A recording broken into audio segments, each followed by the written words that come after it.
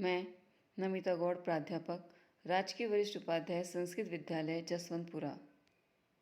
कक्षा 12, सामान्य विज्ञान, पाठ 29, तंत्रिका तंत्र। सभी स्तनियों में बाह्य और आंतरिक वातावरण में होने वाले परिवर्तन और सभी जैव क्रियाओं को नियंत्रित करने के लिए अंतःस्रावी तंत्र और तंत्रिका तंत्र होता है। अंतःस्रावी तंत्र हार्मोन के द्वारा, जबकि तंत्रिका तंत्र तंत्रिका आवेगों के द्वारा जैविक क्रियाओं पर नियंत्रण करते हैं।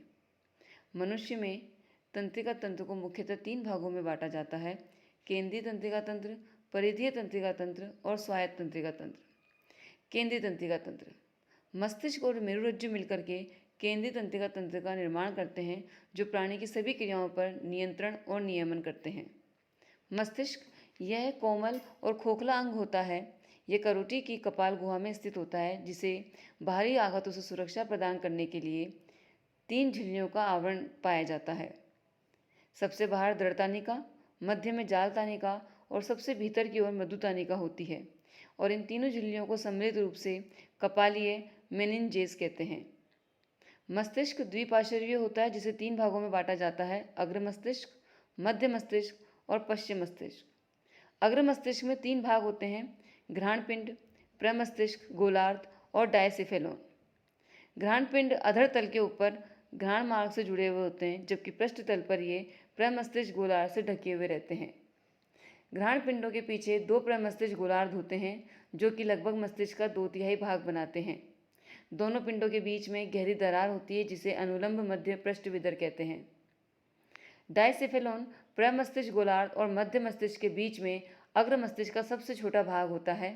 इसके पृष्ठतल पर एक छोटे गोलाकार पीनियल काय के रूप में दिखाई देता है, और अधर सतह पर 2 तंत्रिकाएं, दृष्टि तंत्रिकाएं क्रॉसनुमा संरचना और दृष्टि तंत्रिका किएज्मा बनाती है, जिसके ठीक पीछे पीयूष ग्रंथि स्थित होती है।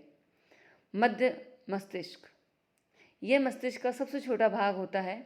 इसके पृष्ठभाग पर 4 गोल उभार के रूप में दृष्टिपिंड उपस्थित होते हैं, जिन्हें संयुक्त रूप से कार्पोरा क्वाड्रिजेमिना कहते हैं।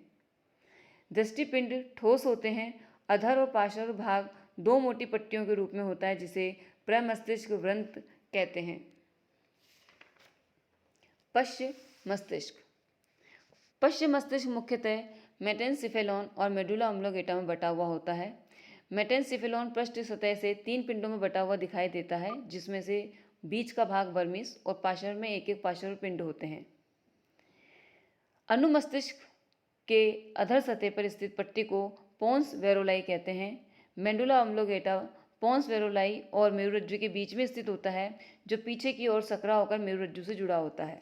मेरुरज्जु मस्तिष्क की मेडुला ऑब्लोंगेटा करोटी के महारंध्र से निकलकर एक लंबी नलिकाकार मेरुरज्जु का निर्माण करती है, जो कि कशेरुकदंड की तंत्रिका नाल में स्थित रहती है। मेरुरज्जु के बाहर भी मस्तिष्क के समान 3 झिल्लियों का आवरण होता है, जिन्हें मेनिनजेस कहते हैं।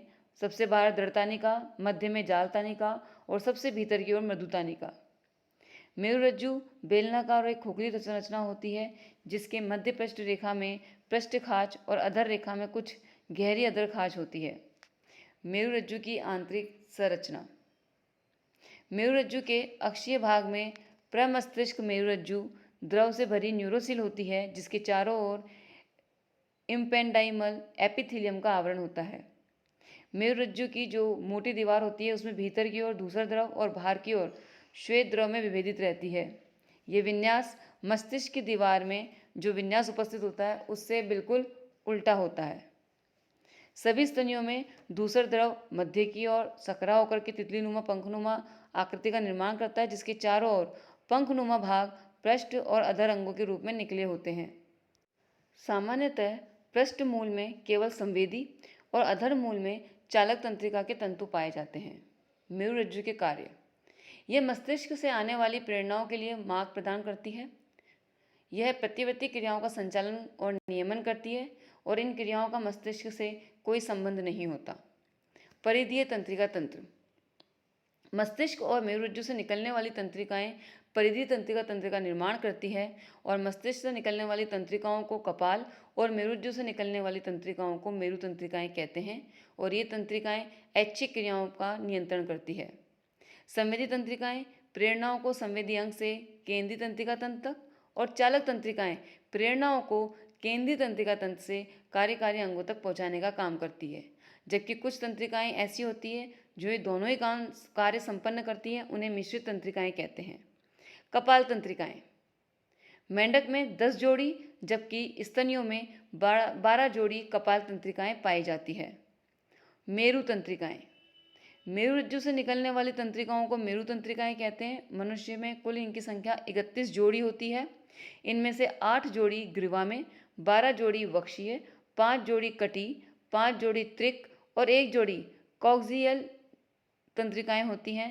सभी मेरु तंत्रिकाएं मिश्रित प्रकार की होती है। ये धूसर द्रव के दोनों भागों के मूलों से निकलती है। पृष्ठ मूल संवेदी और अधर मूल चालक तंतुओं का बना हुआ होता है। स्तनियों में कशेरुक दंड से निकलने के साथ ही प्रत्येक मेरु तंत्रिका 3 शाखाओं पृष्ठ शाखा, अधर शाखा और संबंधक शाखा में विभाजित हो जाती है।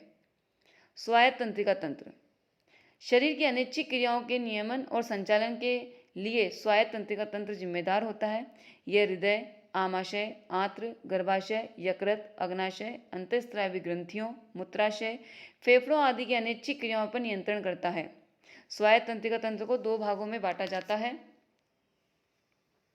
अनुकंपी तंत्रिका तंत्र और परानुकंपी तंत्रिका तंत्र।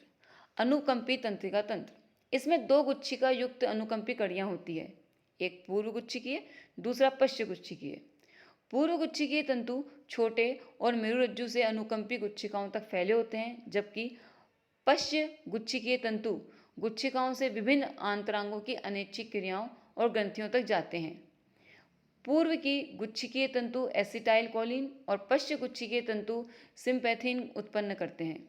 परानुकंपी तंत्र, इसका उद्भव केंद्रीय तंत्रिका तंत्र के अग्र और पश्च भाग से होता है। इसमें पूर्व गुच्छिकीय तंतु काफी लंबे और केंद्रीय तंत्रिका तंत्र से अंगों तक फैले होते हैं, जबकि पश्च गुच्छिकीय तंतु छोटे एवं अंगों तक ही सीमित रहते हैं। दोनों प्रकार के तंतु प्राय एसिटाइल कोलिन उत्पन्न करते हैं।